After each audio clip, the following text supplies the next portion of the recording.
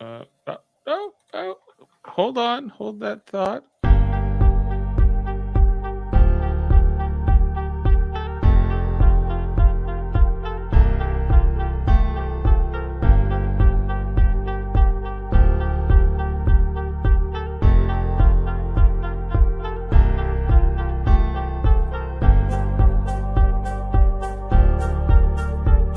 I have overcome so much in this game, and I've come to understand that I am not a shield. I am a sword. I am not a victim. I am a victor. And if there is one word that is going to describe the entire season, it is resiliency. God's Queen.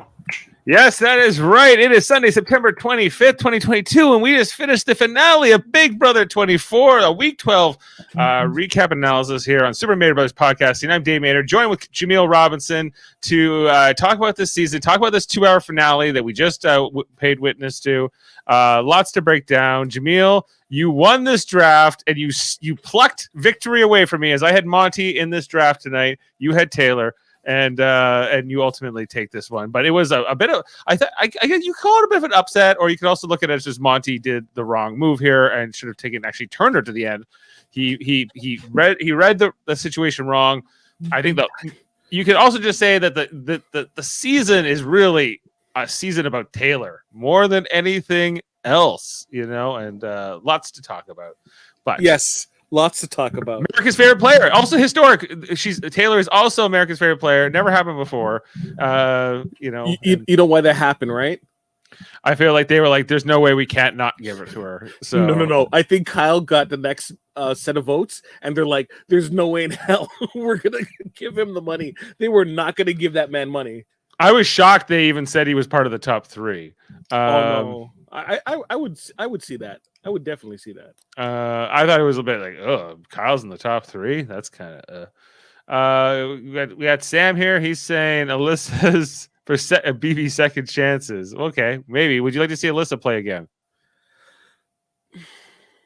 You know what? I feel like she has a lot. Wait, hold on. I got to reverse what I was just about to say. We have just seen in All Stars where the dude got eliminated first or second. I think it was second. What's his name? I don't even remember his name. Dude. Hooch? No, for Big Brother All Stars, last All Stars, he was like the first one eliminated. BB Camp eliminated, dude. Sorry, I don't know if I have the answer for you on that one. Let me make it even easier to you. The African American dude on Big Brother All Stars last season, the one who barely played the Big Brother All Stars. Oh, David? Yes, David. Okay. He made it to All Stars. Why not Alyssa? Why not?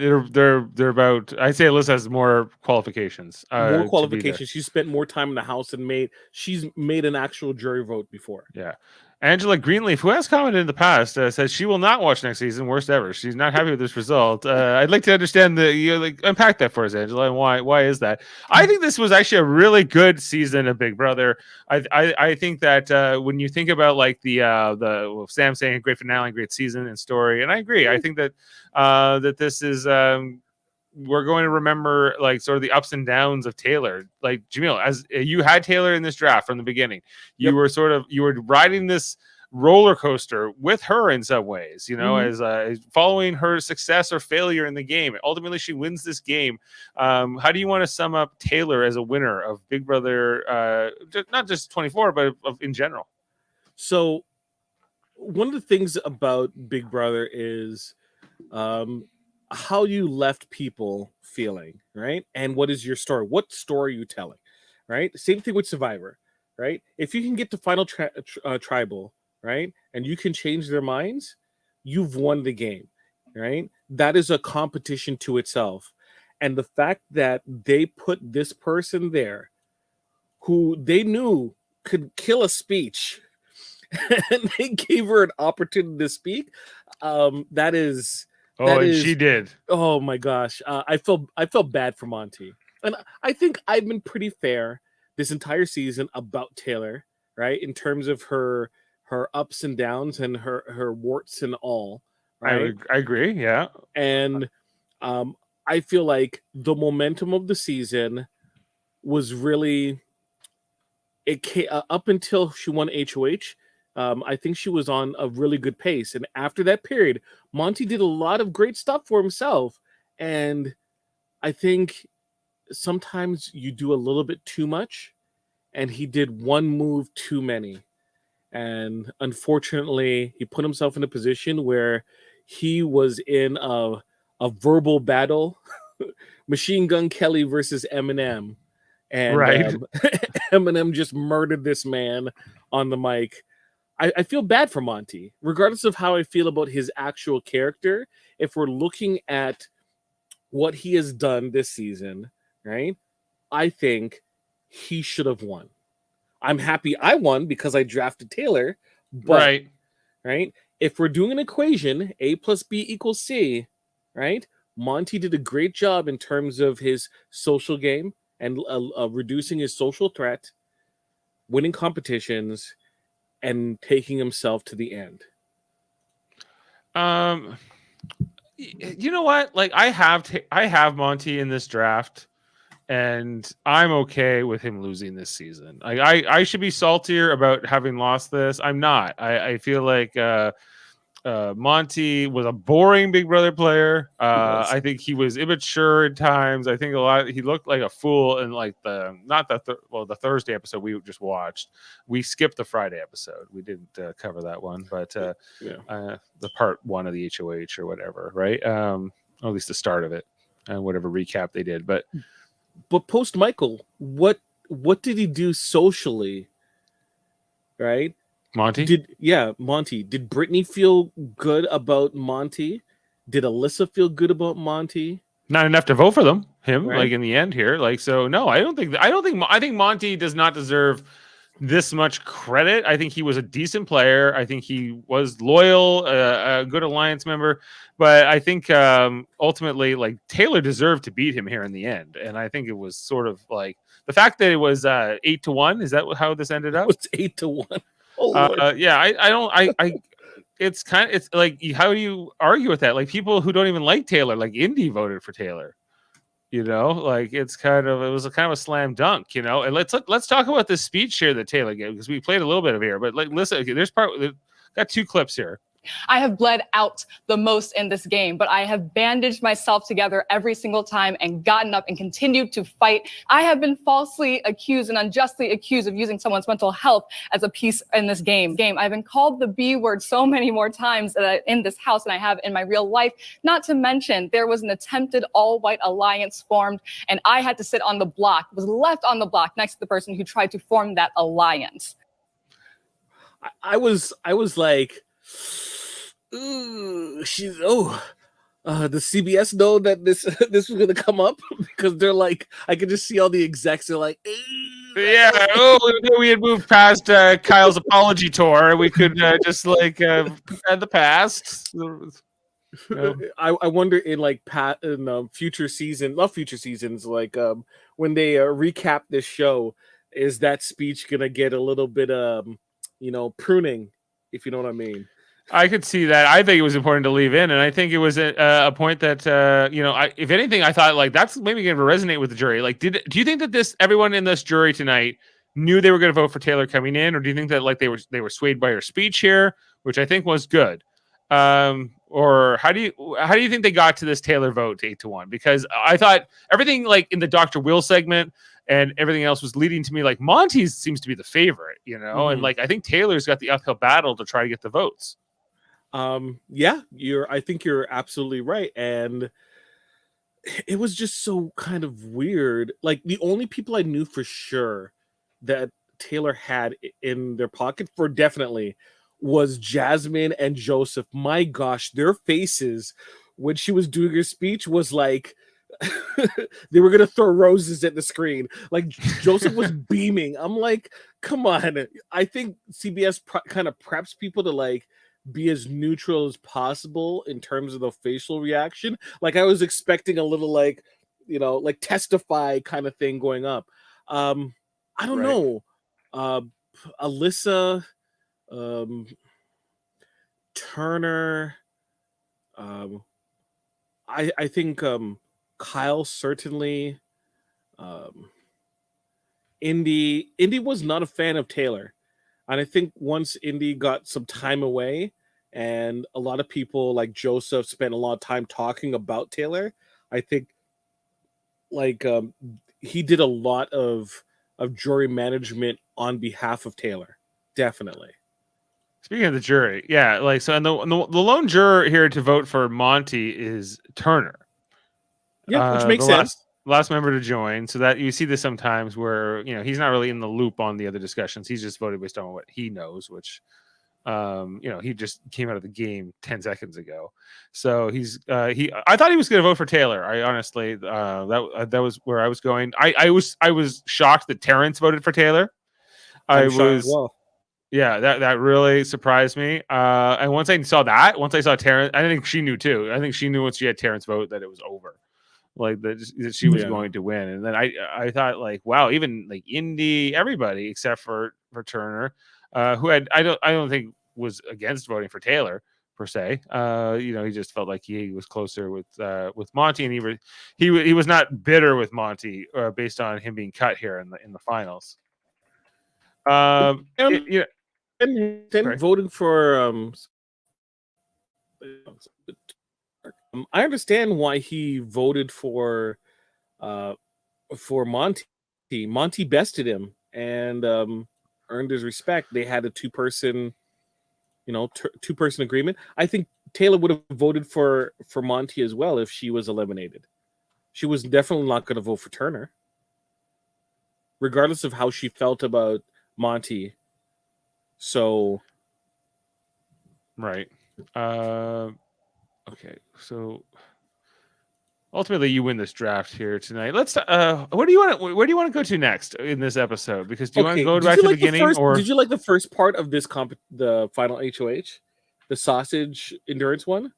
Sort of. I would say it was not the worst thing I've ever seen. But it was. I don't know. It was okay. I think it's as good of a thing to do in the first part as anything else they've done in the past. I was all right with it. What about you? Where do you stand on it? I've never been a fan of holding onto a sausage. No, not that. Of the whole, how should I say, the holding on kind of thing. I'm a fan of like, what was it?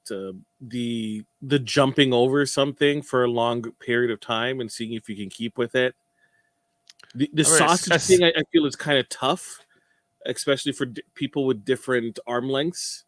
Sure, I know they had the holding thing, but I don't know. It just seems kind of boring.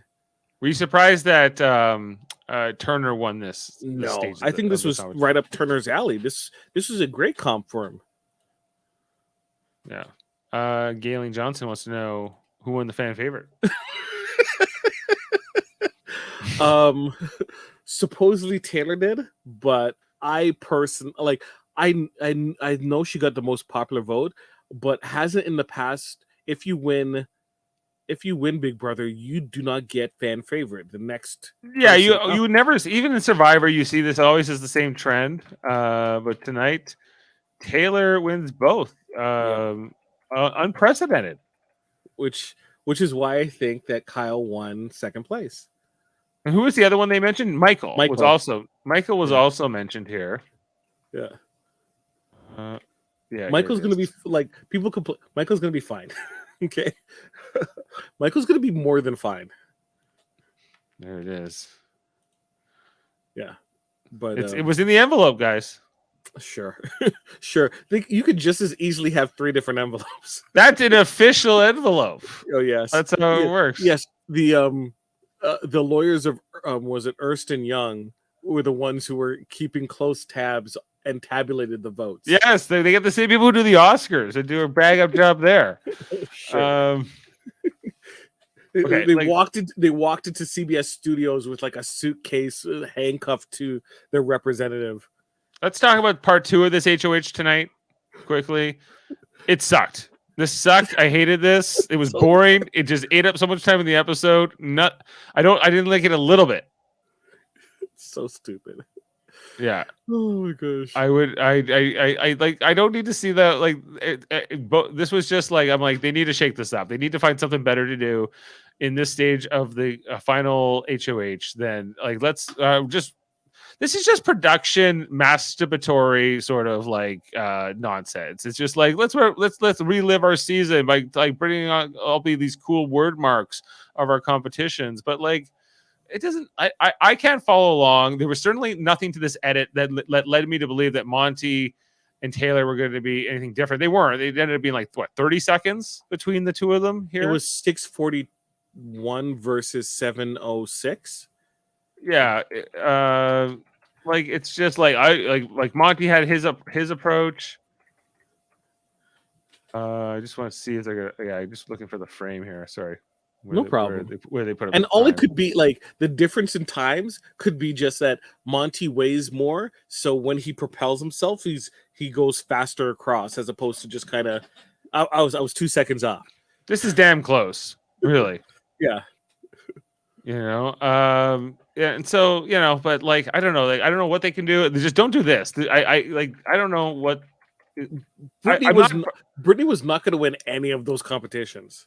I don't need something traditional here. I don't need like, oh, the tradition is that like there's this kind of part two. Like, shake it up. I think it's the crazy thing is they don't have feeds. Technically, well, I'll get back to that in a second. They don't have feeds, so why don't you do a competition where you can edit together, like do something that's very difficult that you can do on the normal show, so it's epic, as opposed to this, which you can do. This is almost BB Comics, but just without the comics. Maybe, yeah, something better. I think you're onto something more visual, something that's more fun to play with home. It doesn't have to completely change, but I think you need to find a way to make it more engaging. So, sorry. What I was talking about in terms of spoilers, feeds, the exact outcome of the competitions was like on Twitter. People were like, I knew throughout the weekend who won part one and who won part two. Like, exactly. Monty ultimately wins his part two, and I was seeing like a lot of people on like the Rob Has a Podcast forums and different things like that were just like losing their minds because most people were pulling for Taylor, and they were just they were bummed out that it didn't appear that Taylor was going to go to the finals. Like, they both Turner and Monty would take each other, and they would gentleman's agreement. They had the gentleman's agreement that Taylor would be cut out here, and she nearly was. Instead, Monty convinces himself that Turner has got the better case against him. But that is kind of the whole story of this season for me, is that like everyone's underestimating Taylor, even somebody like Monty, who should know better, who should know her better. And how like the different house gets have reacted and treated her and have sort of rallied around her at different times as well. But he thinks like, no, like Turner's going to be remembered as this great like bro, and like I think it's just like it speaks to Monty's sort of immaturity and what he doesn't truly value. And I feel like that like he didn't really have enough respect for Taylor as a person, and like on some level, like I don't think it was like anything harsh, but like I just think he valued Turner's game more than Taylor's game, and that's ultimately what his mistake here is. Like that he misjudged how the jurors would judge this and how what they would value. Even more important, right? But which typically happens if you are a very physical type of player. You would figure that strength is rated higher than perseverance, and unfortunately was not the case this season. Let's all be honest with ourselves here. The reason why Monty didn't win was he could not Oh, we're losing you there, Jaemeel. Sorry? Oh, you lagged there for a second. Ooh. Okay. Issue with Monty is he was not story. What was Monty's story? Monty's story? It wasn't a good one. I agree. What? Like, hold on, I'm gonna take this down. Hopefully that's gonna help. Jaemeel? Here, so can you? I can hear you. You're breaking up here and there a little bit. It's okay. It probably will sort itself out in a moment. But if I can. You okay? Move something around. I'm moving some stuff around here. How about now? Is it better? You gotta move it.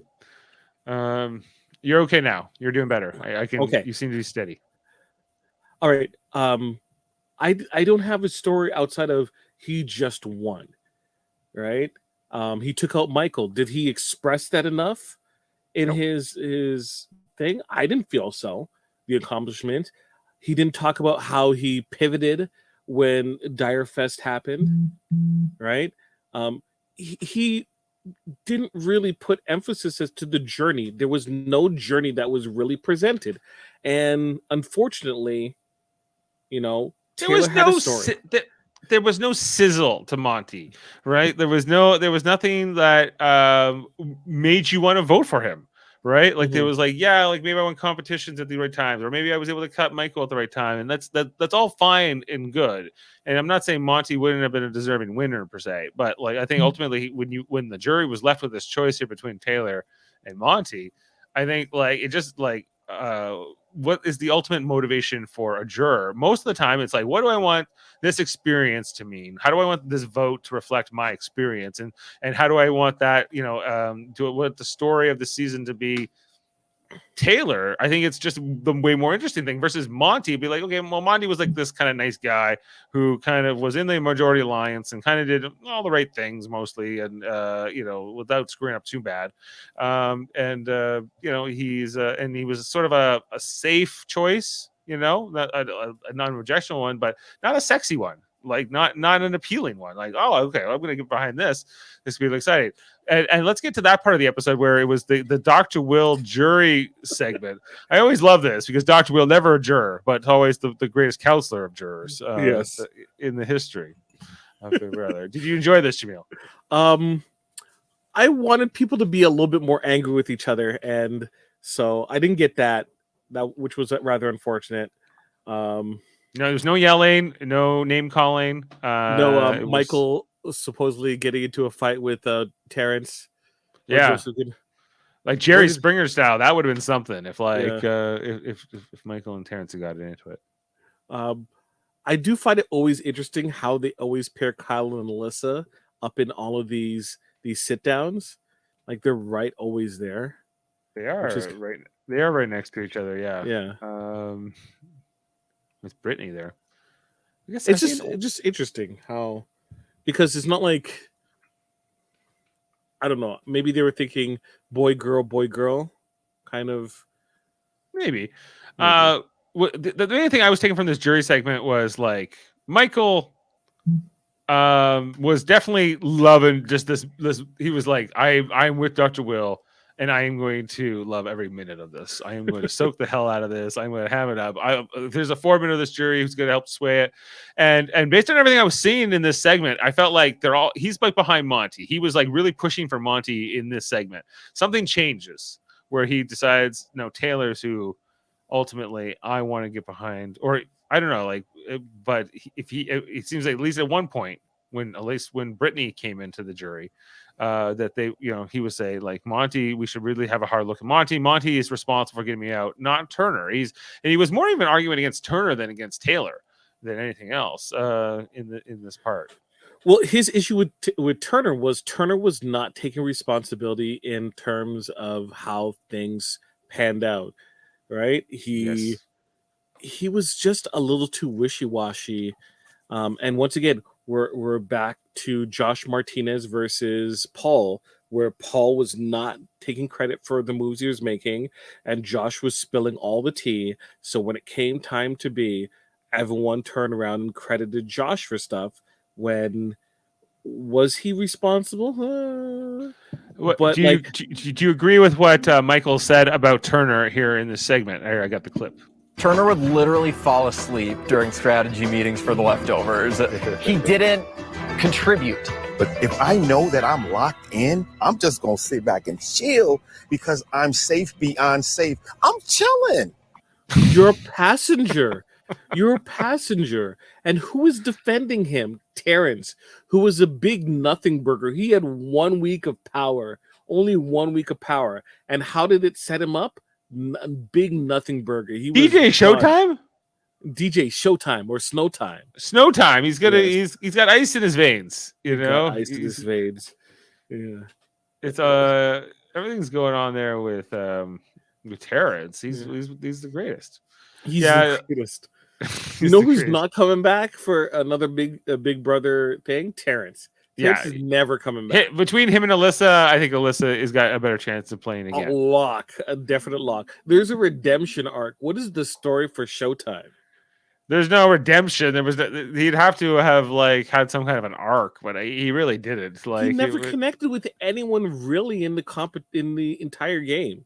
It was kind of gross, and like the jury, like when they brought the pre-jurors in tonight, like with Daniel, and he was like, "My boy Terrence," and I'm just like, "Oh my god, Nicole and Terrence and Daniel, like they were the part of this season I really didn't enjoy." And the fact that they were voted out, or most of them were voted out a long time ago. So they like what a big like the pre-jury. They had like a sentence. What did Nicole say? Nothing. They didn't even talk to Nicole. Nothing. They flew her out there and they just put her on stage. And they even talked to Daniel. They talked to Amira. And they talked to Pooch. No Paloma. Yeah, Paloma didn't show up, right? Well, I don't even know if she was invited. Like, I don't know what that cast breakdown, like the picture in the back. I'm trying to look. She is not there. No, there's no Paloma. Paloma was she is ever gone. She was not here. Who is this Paloma you speak of? Yeah, Jeff, like she got the Jeff Probst you quit the game type of treatment. Yeah, this is pretty much, remember Paloma we got? I'm such an anxious person that my body was like, in order for you to survive, Paloma, subconsciously, like you need to either fight this game or get out of this game. This is a freaking dream. Yeah, so maybe she's still fighting the game. Like you can tell she's persona non grata by the fact that they even go, Paloma, she couldn't make it out tonight. She's still, dealing with stuff, and we wish you well. Mental health is important. Like they would do a mental health PSA. Yeah, they didn't even do that. Like they didn't acknowledge her. Persona non grata. So what is it? Is it which is it? She left for her mental health, she left for good reasons, or she left because she's just like not cool. They weren't too impressed with how this went down and who's right and who's wrong about it all. I think at a certain point they can't. I think at a certain point they just like this is going to be Big Brother 15. I think. Yeah, this is Big Brother 15. Do you think? Because I think a good portion of it is going to be Big Brother 15 in terms of like season. It's going to be like, remember Big Brother 24? Yeah, I remember. Tellar won. Yep, Tellar won. On to Big Brother 25. 25. Let's say what 25. They're going to move on from that. Okay, maybe. I hope not. I feel like this season should be like and I don't agree that 15 should be like just buried either, because I feel like there's interesting stuff that happened in that season. I agree too. I watched the Big Brother 15. Look, the sad fact of the matter is there's a lot of terrible stuff that happens, right? And do we stop watching seasons of Survivor because Michael Skupin is in it and he's a dirtbag, right? No. Or even like there's been Big Brother players who have not been good people either. I don't like for good things to happen to bad people or bad things to happen to good people, I suppose is what I mean. And like I the stuff that Tellar went through and like all the trash talking she's been dealing with, bullying you could say she's been dealing with, right? Like here she is, the winner tonight and America's favorite player. There is some karma and some justice to these things anyway. I just feel like you have your history of your winners, and if people say, modern society wants to erase the past, folks, they were erasing the past long before, right? Before cancel culture, Chris Benoit was being edited out and persona non grata in professional wrestling, right? Right. How many times do you hear Richard Hatch being mentioned on Survivor? Right, since the Sue Hawk incident, in All Stars, right? There's a whole bunch. Not anymore. You get like sort of like banished or something like that. Yeah, stuff like that happens. So, I think there are lessons to be learned from this season, from production, because the production made a whole bunch of mistakes, to people who are going to compete on the show, right? And they repeat it over and over again. It's like you're on a show that is on feeds, and everything that you say is going to be recorded and dissected, right? But even the And producers don't seem to care about that. Like, well, the producers are left nameless. Grodner gets all the hate, but at the same time, people say stuff, and then they don't realize that, or they don't care what the perception is going to be, and I think that it stems down to the "I'm a good person, they're a bad person" type of mentality. but Whenever they you just see that, want to believe that about themselves, right? like and like a lot of people are victim to it. Even Michael himself. Kyle is a bad person, I'm a good person, right? And whenever you have that mentality, folks, if you're playing the game, understand that you are falling into a pit and you're going to screw yourself. So just imagine you're not a bad person. The person against you isn't a bad person, right? You're all pieces of trash who are gray trash in the middle of good and bad, gray trash, right? Neither good nor bad, because stuff that you say are going to perceive poorly, stuff that they say are going to be perceived poorly as well. You just live with that. So it goes. So Mary Bass, go ahead. Did she have a comment there, Mary Beth? Yes, she did. Kyle was top 3 in America's favorite players. Yeah, that really made me unhappy, quite frankly. That made you quite happy? Unhappy. Oh, made unhappy? Quite unhappy. I could totally see it. I could totally see it. Well, I could see it, but all for the wrong reasons. Like it's a bad indicator, I think. Okay, overall. how about this then? As much as I felt that Taylor was going to win America's favorite player, but were everyone voting for her doing it for the right reasons? I don't know. So. I don't know how you can really. You're talking about millions of people voting, so it's hard to say. But like the fact that presumably, like maybe Taylor was like won by a landslide, and maybe like Michael and Kyle were very, very distant second and third. I don't know. So they were probably very distant third because one, like people were not going to split votes. A lot of times people were like Pepper, right? Production like that we talk about it, or is that? Yeah, I bet they do. Right. I bet they do, but like, yeah, we know we were mentioning it. God's queen. Some people would pepper their votes. They would vote for, like in this case, Brittany, she needs the money for her family, and not Kyle, but like Michael, and they'll like vote for things like online, especially in Twitter. You go on BB Twitter, it's like everyone don't split your votes. Everything on Taylor, every single vote on Taylor. People were making email like new email addresses to vote extra times. Like they were stuffing ballots. Now, in terms of Kyle has a hometown. Kyle has a family, right? But like, let's be real. Didn't Rihanna get behind Taylor? Yes, Rihanna did get behind. Okay, it was over. Once Rihanna gets behind Taylor on Twitter, like, do you think that Taylor's not going to win? Like, it's definitely, that's like a huge endorsement on social media. People who don't even like Big Brother voted for Taylor. Yeah, that's true. That's true. Poor Monty.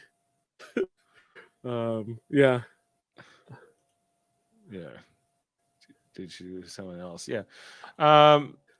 Did you see the picture I sent in our chat about Lay's? Even Lay's got involved with Big Brother. Taylor and the Lays. Well, they did mention. Just stop. Taylor. Stop it. From this point on, just stop. With the Lays? The Lays. They're gonna just rip that thing. It's like, stop it with the Lays, and she's just stop with Lays. I can't stop. You can't. That's her whole campaign. Yes, she's good. She's gonna do very well. So who's gonna be on Young and the Restless or whatever show? Who would you want to be? Who do you think's gonna be, and who should be on Young and the Restless or whatever soap opera show on TV? Oh, I think Joseph is going to be the one to get to do it. He's gonna be a cop with like open shirt cop. For sure. Like, okay, like hold on, like that's a good segue because we should talk about this part of the Part 3 of part 3 of the episode of the competition. Who's it? Taylor win. I'm updating the leaderboard with your win tonight. Sorry. Okay, so this competition, it was very close as they usually are. It was sort of just a dull affair. But talking of Joseph, let's find. Yeah, like this is your future Young and the Restless poster here, Jaemeel. I you know what? I enjoyed that part 3 HOH a lot more than I thought I would. A lot more. It was fun. It was funner than usual. I thought it was just seeing some of these like they definitely Kyle, you're out of the doghouse now. You could be the fun daytime dance party, Kyle. I like the ones that stood out was Michael's. Michael's was come on, like what about Mr. Tattoos? It's not even about his personality. It's something that was done to him, which to me makes it even clear. It's his head slapped onto somebody else's body here. Yeah. Michael's I liked Joseph's for sure. Okay. I love Jasmine's. Michael's was really creeping me the F out. I gotta just tell you about everything to do with Michael and his segment. I was just like, I need this to end. I need this to move on. Like, this is no good. Because I thought like Terrence's was funny, and I thought that even Joseph's, was. You like Jasmine's, right? Jasmine's with the muffins? Yes. Yeah, Jasmine's with the muffins was good. You audibly heard the contestants just chuckle at the whole situation with Jasmine. Everything with Indy was hilarious. With her like psychic readings and everything else. That was all great. Alyssa kind of bored me to death, but yeah, Jasmine's muffin truck. That's Alyssa. That this was a winner. Yes. If she doesn't get a sponsorship with some kind of muffins, I feel like she's going back, to her hometown maybe, and she's going to open up a bakery or a barbecue joint. Like she loves ribs, and you look better than I don't know. Like turkey leg in the air fryer coming out of an air fryer, smoked chicken or whatever she's always going on about. So maybe she can have a whole restaurant of a country restaurant and serve these wonderful things. She got to the bottom of the whole Turner thing tonight too, which I thought was already revealed, but I guess we had to reveal it again. And we talked about Michael's carnival games. Did they reveal Monty was a former lawyer? They did not. Yeah. No, I thought he was an engineer. Sorry, engineer. They didn't get into that with Monty. Was that even a secret? Well, I don't even know if it was. I can't really remember, but Alyssa's was kind of blah. What does that have to do with anything about Alyssa? Nothing. She's like Turner's Rug Shack here is different. Yeah, or they would advertise his actual Rug Shack there. Yeah, because Brittany here, that hers was fun. Yeah, and it works. Like that's her personality. Makes sense. It fits with her. But I think that's the thing is like Monty and Alyssa were two of the cast this season who I think they struggled with even with more than they did with Terrence.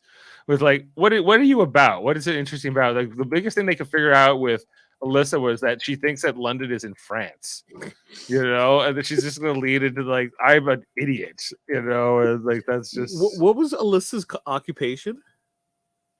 Alyssa is what's her occupation? I honestly can't remember. Marketing rep. So, yikes! That could be almost anything. That could mean you're a booth girl. It could be, yeah, for sure. Yeah, It I could be a guess lot so. of things, but You're a representative of the marketing. so after Monty wins that part 3 HOH, and he ultimately has to choose here between Turner and Taylor. He makes the wrong decision, as Jaemeel and I have Makes kind of the already discussed. Wrong decision. Long decision. I think he's. You see this coming almost in slow motion because I have a vested interest here in Monty's game. I want, like, if he succeeds, I succeed. I win this draft tonight instead of you, Jaemeel. Yeah. But I was just like, this is not going to go the way Monty thinks. I don't think.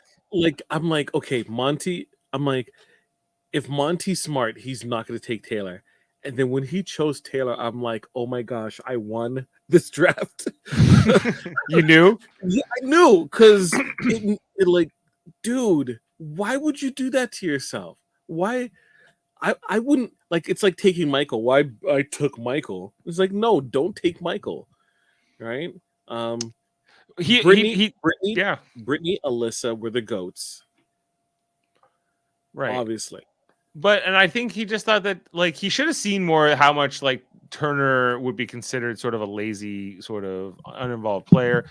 He didn't really understand that, like, people like Michael didn't necessarily value Turner's contributions to the alliance as much, even though Turner seemed to have a better understanding of that and explain that to him. And I thought that Turner's speech here to Monty when he had to make, right before he had to make this decision, was compelling. I was like, yeah, Turner's right. Actually, here, and you should take Turner to the final 2. You might lose, but you have a better chance than you do against Taylor, I think, and that ended up being true here. What can you do? What can you do? Like, I think. What do you think of them as a final 2 here? I guess is as a final 3. I'm like, I'm glad at least there was some kind of dynamics for the final 3. We've been unfortunately left in a situation where we've had a couple of poor final 3s in Big Brother US. Last year was I think there was a clear winner. Yeah, a very clear winner. Previous year, which was the All-Star season, it was pretty clear who was going to win. This one, in terms of final 3, in terms of this one, I didn't know. I thought there was, if it was Turner and Taylor, would Taylor have won? Maybe, right? I think so, based on just how much you won this tonight. This is same. It's very same thing. That I had the same thing. Once I saw Terrence was on board with Taylor, I'm like, this is over. This is done. And you could see that on Taylor's face. But I think that this was a nice final 2 for this season. Like, considering that these two had a very interesting story. It was sort of like it went from adversaries to alliance members to even lovers at one point to kind of back to friends, I guess. Like, I'm not sure exactly what the look. Do you think there's a romantic? You can have all the grace in the world when you have $750+ in your bank account, right? With the guy right beside you who has like a tenth of that, right? Yeah. They're like, it's like, how do you feel about Monty? He's all right. He's all right. She's like, I can get a like. I think Monty overvalues his like sort of like I think Taylor's like, okay, fine. If you're not into me, then like see you never. Like, it's like I don't need to waste time on you if you're not into it. And she wants to be pursued, right? I think she's told us that. Joseph still looks like he's like. Joseph looked like he was about to put on his running shoes after tonight. He looks like he's still into her. Joseph? Yeah. I think Joseph still is. Like, I feel, like, I think they even like when they were asking Monty and Taylor about their romance, or when Julie was asking them, and they cut over to Joseph and to show Joseph. I'm like, they are leaning into this like love triangle effect. Like, they're making this a thing of this season. For better or worse, the CBS pitch, some kind of 3-person reality show with the 3 of them. Maybe, yeah. I feel like that's kind of the producers see that as fair game. They can come on. It's almost like Love Island or something like that. You can have that aspect to your show as well. And so if that's part of the drama, then that's part of the drama. We talked about the speeches. I don't really remember it. Monty's speech and the way he answered some of the questions I thought was not good. He's the same answer. It was like he's like when I was in like week 8 when I had to I was playing two sides of the house too much or something. I was like, Monty, this is not good. This is not when giving. He had to try to convince Daniel and Nicole not to use the veto, and I'm like, wait, what? Yeah, I'm like, really? This is what you want to hang your hat on? You should be talking. You should definitely be talking about the Michael eviction, but for sure. The Michael eviction, Dire Fest, right, and Coachella week. Those were important weeks. His pivot after those weeks, back and forth between, the was it the after party and also the leftover remnants, right? He did a pretty decent job. That's where he should have really cemented home because he could have been taken out, right? He could have been taken out. Tasha loves saying hello. Hello, Tasha. Oh, the chat's just getting going. She was looking for live backyard images. You found the right place. You found Super Mario Bros. Podcasting here, live on Facebook, YouTube, and on Twitch. Yes. Or you may be listening to us on the audio version as we're talking about Big Brother 24 finale here. Who will she take on the cruise? That's the new reality show. Yeah, it should be like who gets the rose or the keys to the boat, I guess. Denise Woods Cantrell, she is just fake. I think is that referring to Taylor? I think that is a reference to her. Oh yeah, well, you know what? That's cool. I don't know these people. I've only been presented in terms of them being on the show. So cool. Can we talk about Taylor's the second part of her speech where I was like, damn, you are. This is I was like, Monty, you really made the wrong call here. When and they knew that Taylor had this in her arsenal, and he completely underestimated. I have overcome so much in this game, and I've come to understand that I am not a shield. I am a sword. I am not a victim. I am a victor. And if there is one word that is going to describe the entire season, it is resiliency. And if you are to ask yourself who the most resilient person of this season has been, it is me.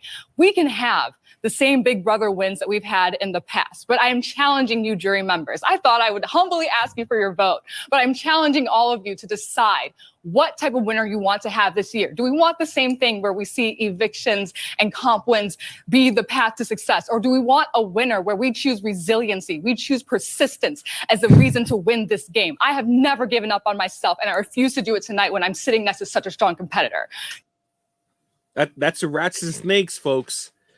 Rats and snakes. That's a pretty strong speech. I have my critiques of it. I disagree maybe with parts of it or at least I think parts of it need to be challenged. But you know, time out, Taylor.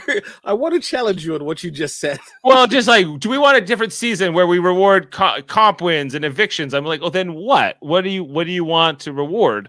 What do you think you deserve to be rewarded for? And I think she gave a lot of good points in her speech, but in that particular maybe segment of the speech, it's less in that section. Okay, here's my Tasha says, so if that speech wasn't prompted, helped, or scripted, then she's an epic individual. I think it was rehearsed. Okay. Well, they have a lot of time; they rehearse their speeches. The the fact of the matter when it comes to speeches, especially public speaking, is a lot of times you're taking people on a journey, and as long as the people are with you on that journey, it doesn't necessarily matter too much about what you say, as long as you don't say anything stupid to kind of jostle the fact that they're jostle them, and then they're like, wait, where am I on? I don't know if I want to go this direction. Yeah. You don't give them something that's good. They're not going to know how to feel about it. Correct. So it doesn't really matter what you say as long as you don't say anything too out there, and you take them on this journey. Right? The journey is is the emotion that you're providing to them, that you're sending their way, that they're receiving, that they're experiencing. And then once you get them there, right, you have them, right? There was no emotion in Monty's speech. Monty's No passion. speech, right? There's no passion. Where Taylor's was, like, all those juries, they could always look back and go, that doesn't make that much sense, or that's kind of stupid, or what was said. That I don't think she actually did that, but she took them on a journey. They experienced that journey and they voted, right?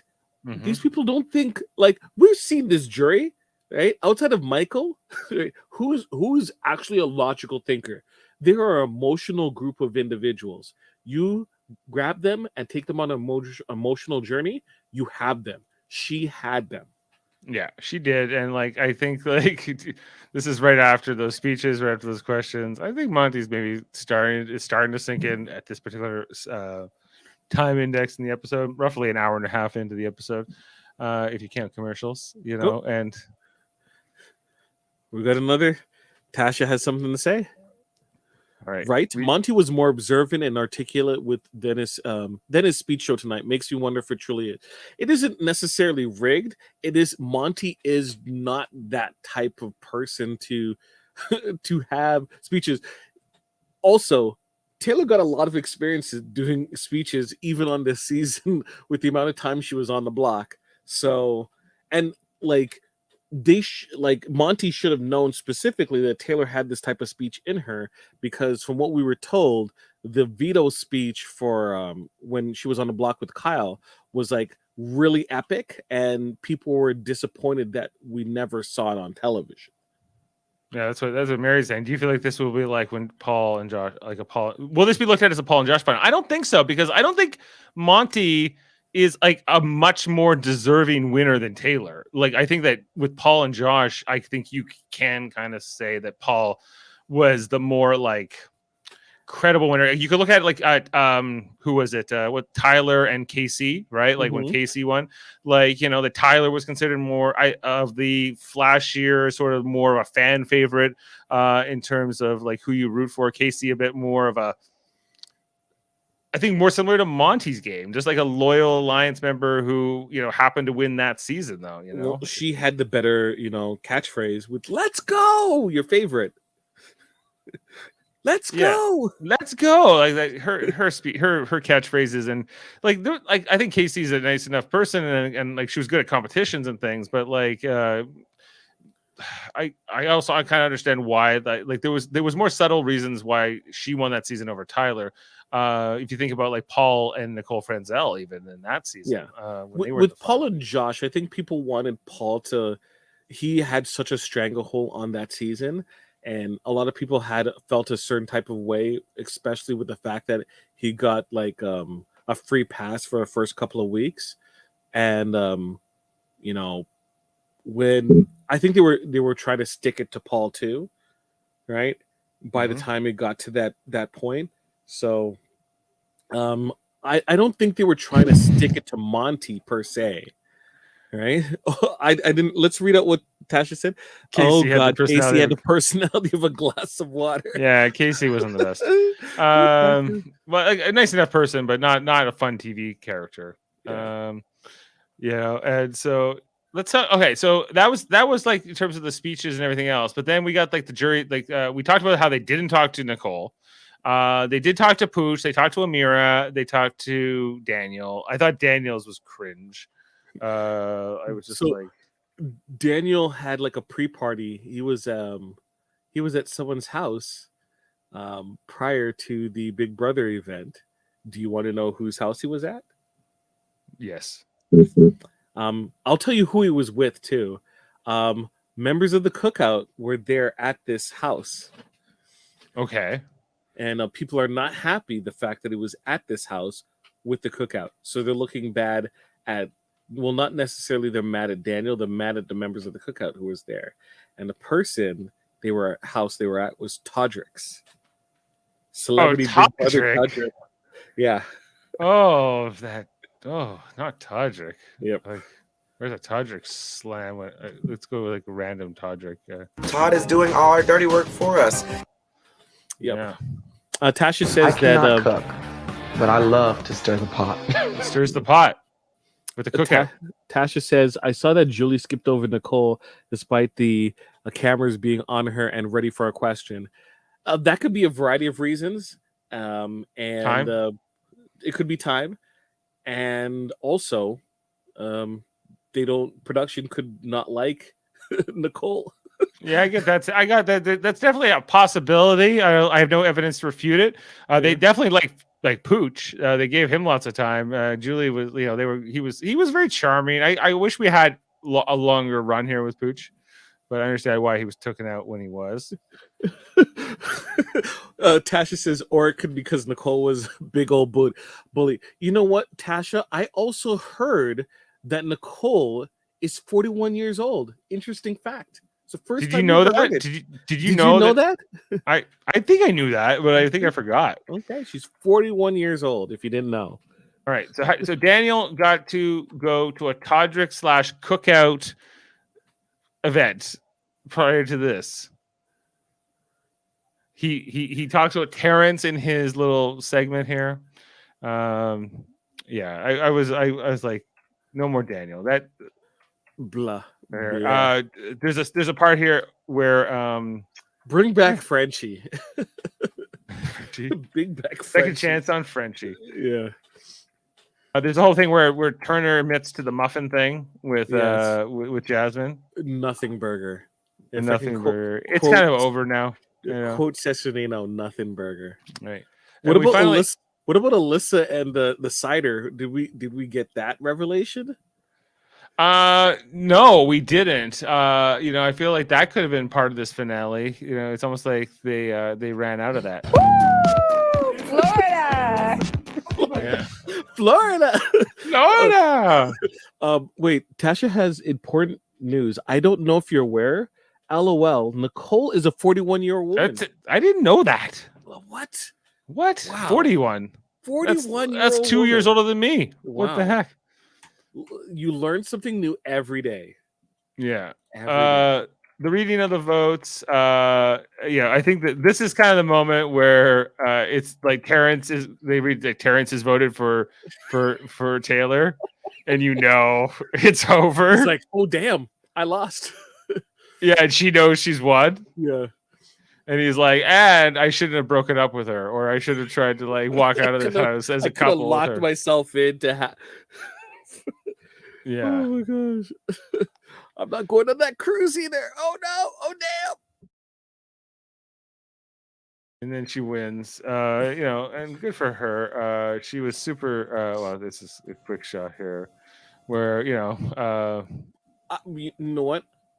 I think we haven't covered one thing, and that is, what is your feelings about the dress wear of the individuals, both in the jury and also on stage?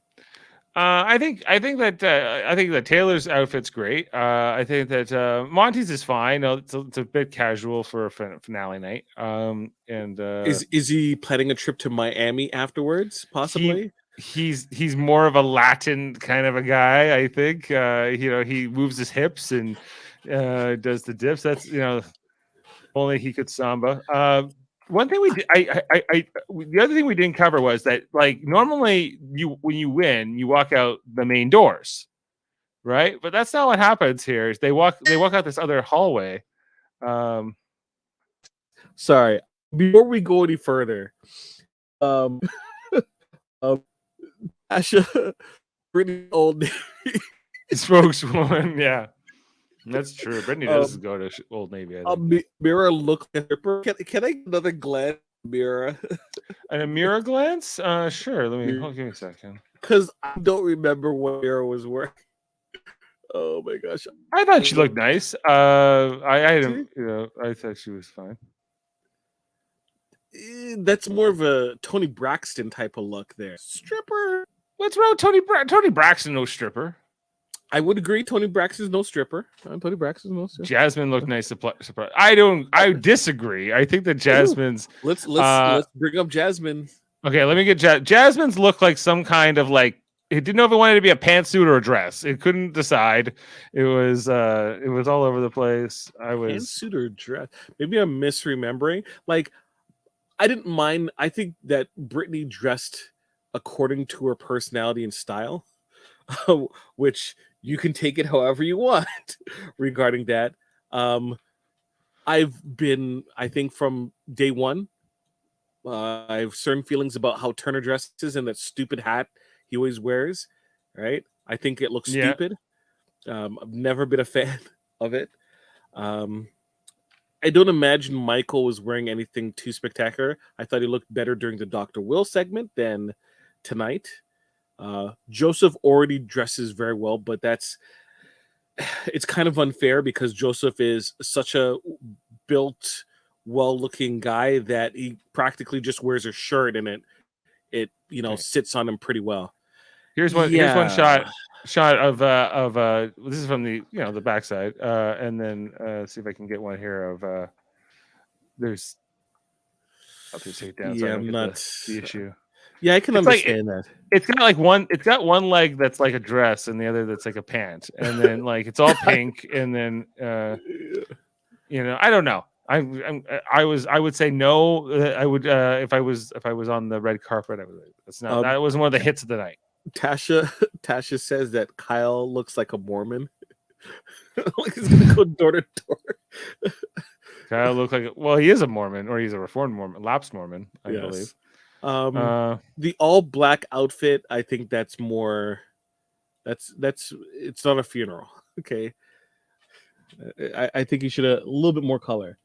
Nicole looked like a 51-year-old woman. Oh no. Tasha, you come out firing tonight. She's not holding back here when on Nicole. But you know what? Interesting fact, Tasha. I don't know if you're aware, but she's actually 41. Well, lessons learned. Yeah, that's impressive. Oh my gosh, I'm cracking up. Tasha says she doesn't look a day over 43 either. Well, that's impressive. Lord. Yeah. Okay. Sorry, I'm getting distracted here, but let's just the votes and everything, how it all played out.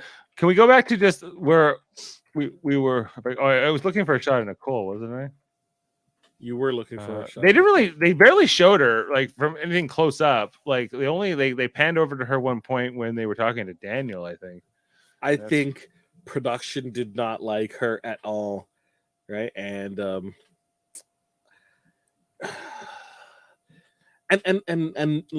the truth. Like during the course of any type of game show, production has their favorites, win or lose, and they act accordingly.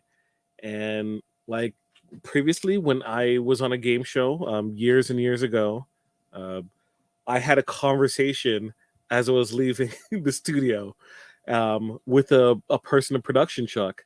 And short, let me be short with it. I lost. I didn't win the grand prize. But I was told that production was really gunning for me, really hoping for me to win. And they were hoping that somewhere down the line that we would work together again. Unfortunately, that production company never did anything that I was truly interested in applying for. So that kind of out. What show was I on? Tasha asks. It was called Pop Quiz. It's a Canadian show, Canadian trivia show. I think a good rule of thumb, if you get on the show, if you get on any show, is to have fun with it, right? And not all people were doing so. Ask permission if you want to do things. So one of the things I want to do, this is pre Cobra Kai and pre How I Met Your Mother William Zabka appearances. I wore my Miyagi-Do headband on the game show. I asked for permission and they put it on for me to answer the final question, which didn't help because I lost. I should get that clip like just on the on autoplay here. But my favorite part of it was when like the host asked you like, are you up to something? You look like you're a sneaky guy, Jaemeel, and you were like, nope. Like you're just like, I don't know what you mean, or something the producer fed him, you know, and they're like, we think he's kind of a sneaky guy or something, you know, maybe we should lead into that. And you're just like, nope, let's go to the next question. We were cracking so many jokes, and I'm sorry to take the detour from Big Brother, but we were cracking so many jokes during the course of the show that wasn't on the air because I was there with a good friend of mine. We were both on the show at the same time, but a lot of the contestants were so like scared or nervous. One contestant wanted to quit during the show, and we kind of talked her out of it.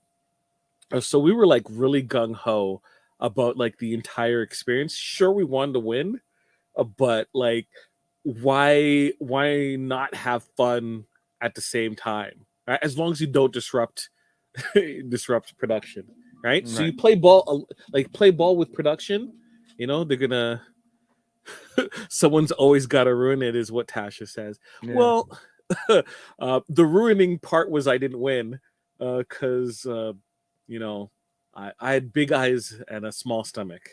My eyes were bigger than my stomach. I didn't listen to the question. They had a really good question. We'll find that clip one day, and we'll, you know what? It'll be nice to review it, review that that whole 2 weeks, and just chop up how poorly I did. We should look back on that. Okay, let's just quickly. I want to go back to like just when after Taylor's announces the winner, they go down this hallway. This is a little bit of a different than I've seen before. I think they have done this at some point, maybe, but like they come down this hallway. Julie's on stage. She's on a different stage. And then you know, we get like the whole confetti of things blowing up here when Taylor comes out.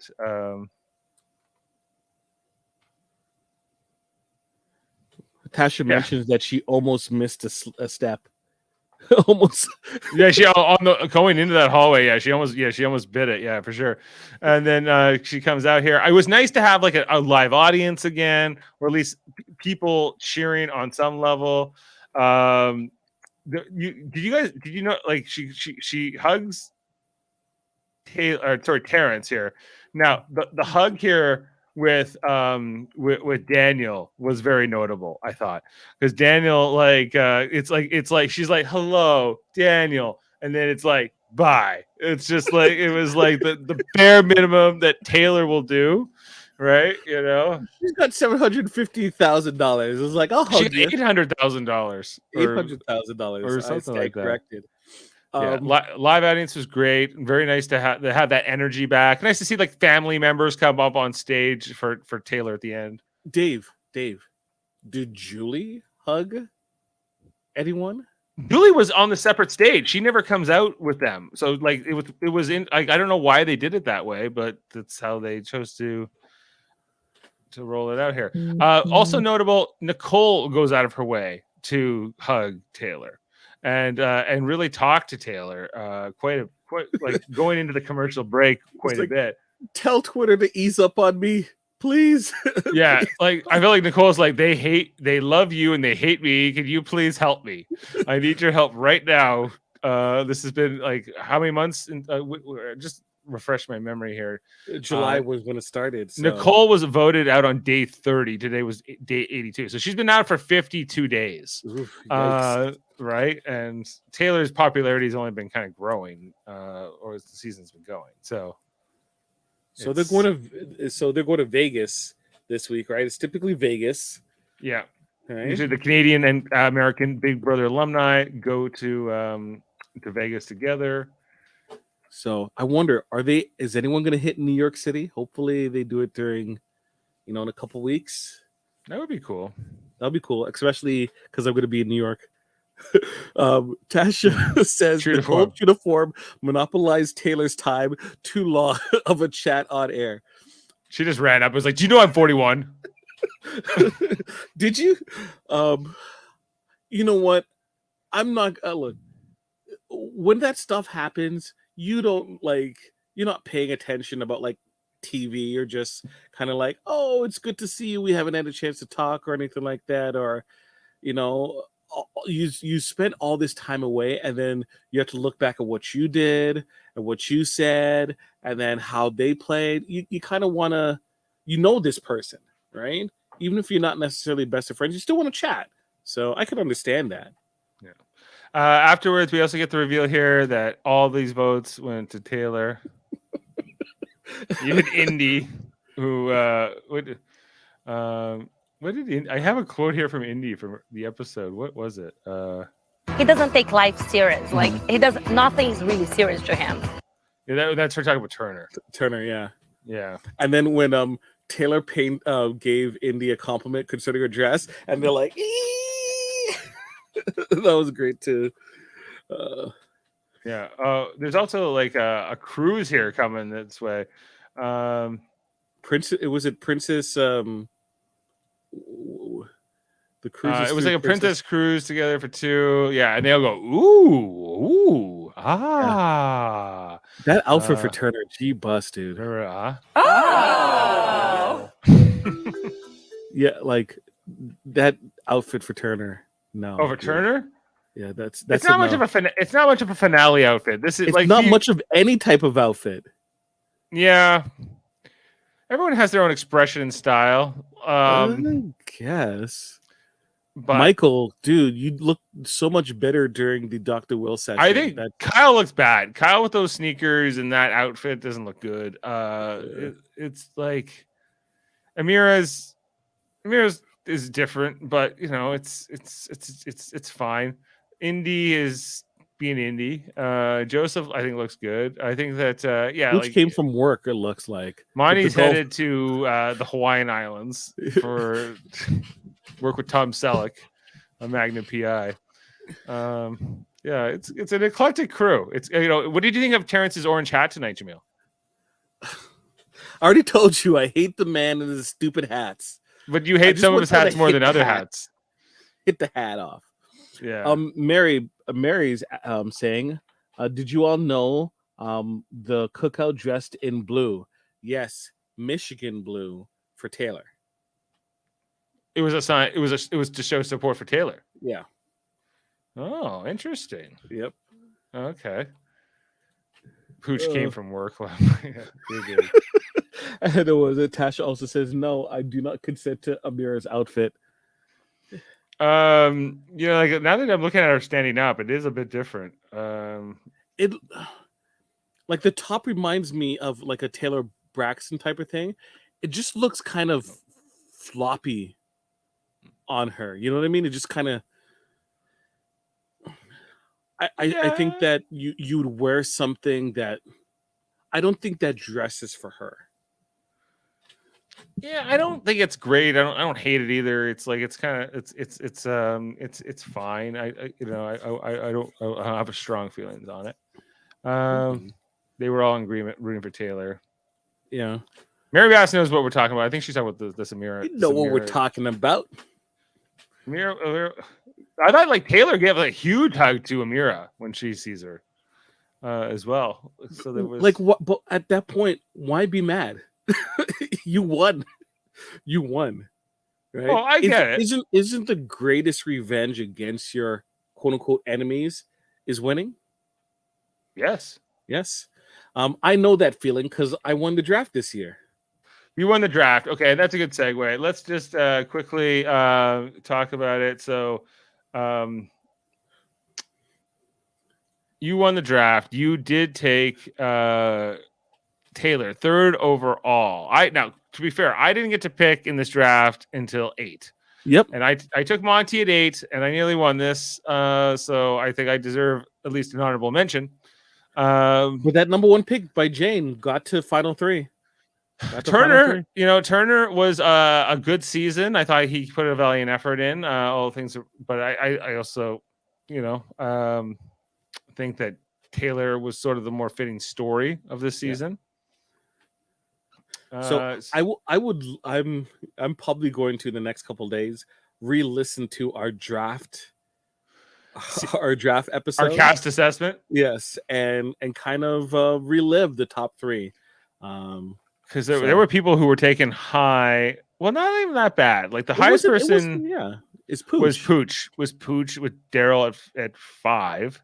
That's and for the most part, like Paloma and like these other people who didn't last that long, like they didn't go that high in the draft. Just to quickly look at But the I called it with leaderboard. Kyle. Jaemeel, this is your first Big Brother USA proper draft win. With Tellar, of course, I won last season with Xavier. I had the first overall pick and won it all. So but you now have 2 wins overall. Yep. 2 wins, and I'm looking for a third. I know Sam is hoping that I strike twice. Yeah, well, if you do, then the Gilligan's Island podcast has to start up. I think we should do more bets. Because it puts a little flavor. It puts a lot of stress on it. I'm waiting for this Jesse Lopez to like just not make it, but we'll see. So I need to go back and watch it. I was fast forwarding through a lot, trying to get on with all you. Appreciate you being with us, Mary. We're always it was 2 hours. There was a lot going on. A lot of that filled with competitions. So you could probably skip through some of those. The competitions were honestly, this could have been an hour. An hour and a half. I feel like the recap episode. You could have done part of part 1. Yeah. Even part 2. You could probably fit it in there. So like what else in this season do you think, or this episode, do you think we need to touch upon? Nothing for this episode. I think we should kind of recap this season. And one, how do I feel about casting? Middle of the road, right? How do you feel about casting? Pretty good. I think it was it worked out. I feel like the main flaw in the casting is still there because like if people if Daniel and some other players here had gone further into the season, I think this would have been a much less fun season. But if Paloma, I don't know, what could have been, you'll never know. But I feel like this worked out pretty well. All things considered, and because the whole thing with Tellar was really starting to get people up in arms. Like I thought there was going to be like sort of a revolution around this whole season. People stormed the house. Yeah, like saying like we will not abide this anymore. And Forget January 6th, August 6th would have been the new. Yeah, I thought that. I thought there was just like we're not going to let anybody say a mean thing to Tellar again, And then the cookout, or sorry, not the cookout, the leftovers formed, and then they, the things went from there, and Tellar ends up winning the season, And so, but if this was any other season or seasons that we've seen in the last couple of years, there would have been no opposition because we've seen these steamrolls happen where, like, there's no opposition that fully forms to at least get like the people who were ruling the beginning of the season out of the game, right?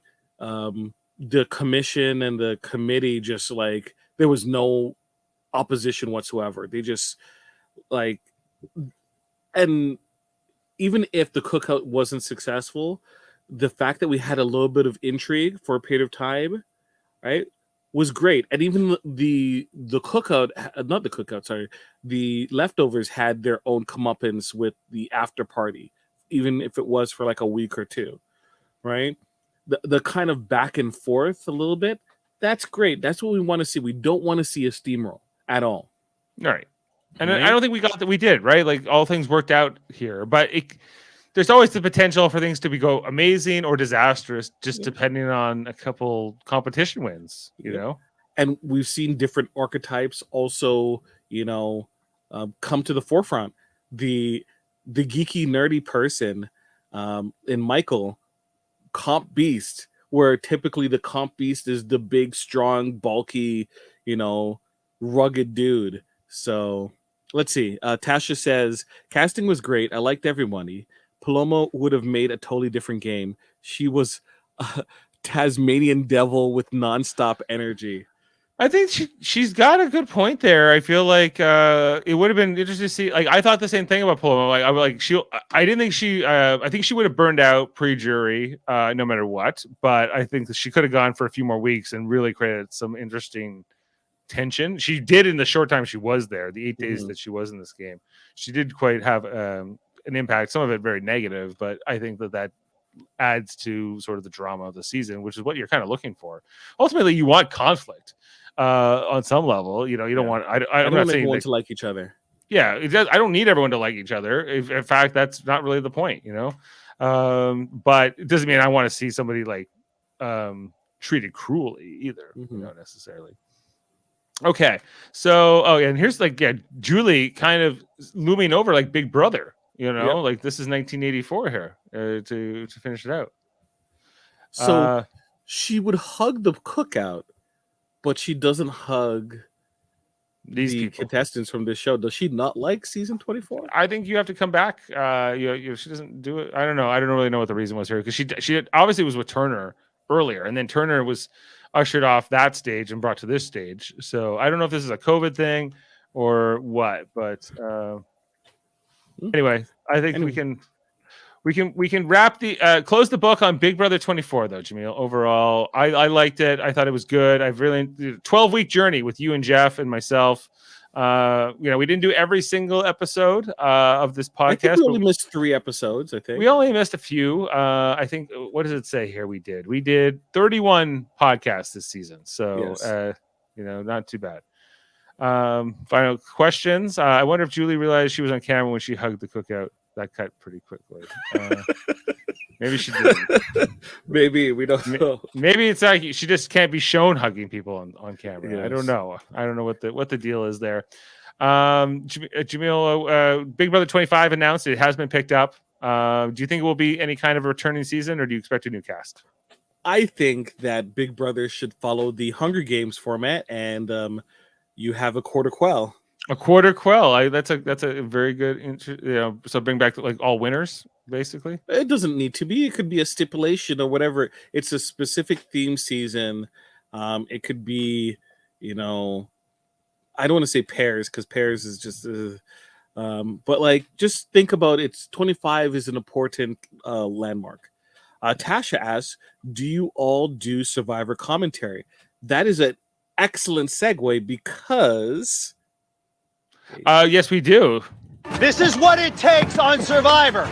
We do it every Wednesday. Just starting. We just started season 43. Jaemeel, you weren't on. You were out seeing Clerks on Wednesday, but I was on with Jeff, and we'll be on this Wednesday to talk about episode 2 of the season. Did you check out the premiere though? I'm only 20 minutes in. Sorry, I have been somewhat busy wrapping up some other shows that I was watching.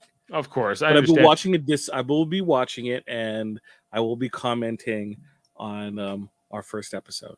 All right. Well, looking forward to talking to you about that on Wednesday. So yes, we do have our Survivor coverage, and that will be that's much easier. It's like not 3 times a week like this Big Brother business, which was it's always a grind by the like week 12.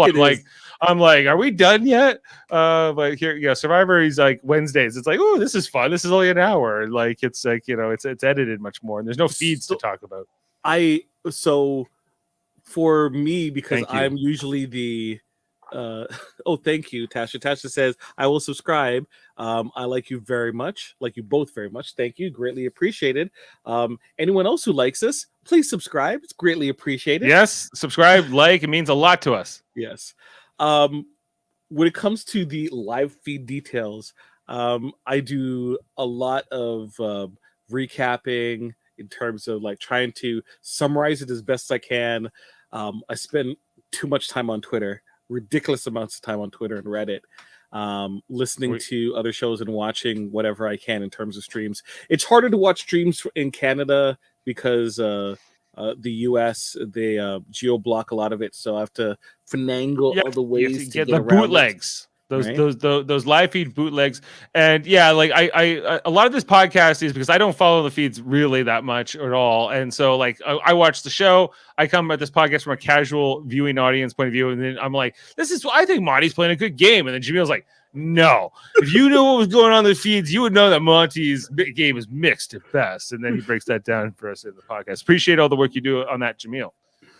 I'm very happy that I have about 4 or 5 months until we have another Big Brother season for us to worry about. Yeah, we'll see how much we do celebrity. Are they doing celebrity again? I don't know, but if they are, I don't know. I'm not in for 3 times a week. It's too hard. No. So we I was might talking do about Canada, kind of not until like February or something. Canada will be March, so when Canada will come back. So we'll deal with that when that comes back. If Jeff was here, he would be saying, "Well, Dave, I just want to mention my suggestion for us to do, and that's Big Brother Australia, which is a superior show." According to Jeff. Shout out to Jeff. I know you couldn't make it, sorry, but I have to keep up the streak of mentioning Big Brother Australia as much as I can. Yeah, we'll see about the winter there, Tasha. We did do the Celebrity Big Brother last year, and maybe the year before that. And Mary, it happens sometimes too. You know, life is busy. Falling asleep during Survivor. It's okay. But you know what? That's why I record everything. I rewind. I play it back. I'm like, did they really say that? So yeah. And you can also come back to our live streams later on. They're there afterwards as well. You don't have to watch always live, but a lot of big things coming next year too. So yeah. So keep with us. Keep with us here on Super Mader Bros Podcasting. We really appreciate it. Yes, we have our Survivor coverage, and this is our final Big Brother podcast, at least of this year. And appreciate all the hard work that goes into it. Also, check out our other channels, including Live Long and Podcast, our Star Trek themed channel. We got all kinds of Star Trek content going on all the time, including tonight. Davan was talking about the Class L probe we have a debate show on that channel with the Star Trek, and he goes into some in-depth discussions. He was on there with Adam Woodward, I believe, tonight. We also have, speaking of Adam Woodward, Monday nights, Star Trek Enterprise rewatch, going through episode by episode, rating, reviewing, and discussing up to season 2. We'll be on tomorrow night. Trying to remember the episode. It's called Canamore, I believe. Season 2, episode 17. We'll be talking about also Star Trek Deep Space Nine. We have that podcast that's on hiatus for the next 2 weeks, but we are up to season 6, episode 2. And so if you want to hear about any of our opinions on Deep Space Nine episodes, we've done more than half of those episodes so far. Star Trek Lower Decks on Thursday. Right now, we're talking about all the new episodes coming out in season 3, and I'll be on with Davan and Chris Murphy later on this week, Thursday, to talk about that. You might see my face at the tail end of the episode. Yeah, Jaemeel just comes in at the end and he just sits there and goes and just waits for the podcast to end. That's usually Jameel's MO. I just finished work.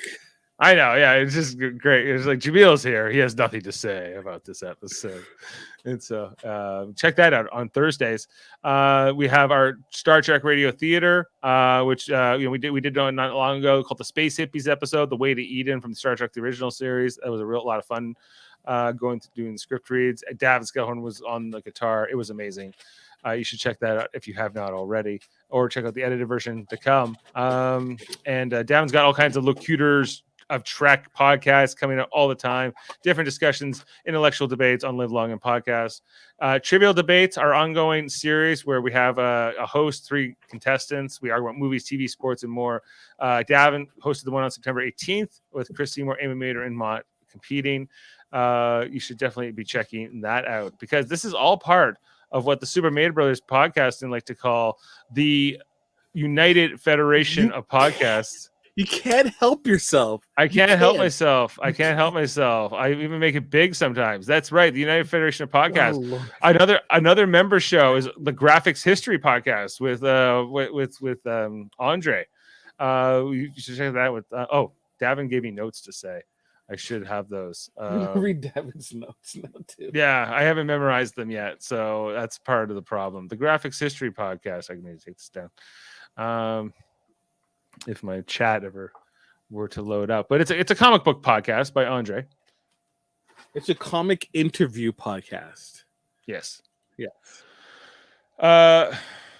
Davan says, they've had like people like David Cutler on there before. They've had Ed Brisson and Jim Rugg and Roman Perez and Jed McKay and Rob Guillory. From Chew fame. They have a Stan Lee story. Like, there's all kinds of great things going on there on the Graphics History Podcast with Andre. Check that out under the United Federation of Podcasts. It's a great thing. All right, and let's talk about fighting games with Damon Mader, also known as Sam Jurka, as well as the Hellbound podcast with Michael Chan and Alex Blackbird. And I don't have anything horror nearby. Or he did the mesh. It was a monster mesh. Okay, anyway. So I think we can go out tonight on. I would like to go out on this Taylor speech again. I think it was something else. Do you like part 1 or part 2 more? Part 2. Part 2. Okay. Well, Let's thank you, Jaemeel. Jaemeel. Let's take the journey. Let's take the journey together. We will see you next season here on Big Super Mario Bros. Podcasting. Thank you very much for being with us and all the comments. We really appreciate it.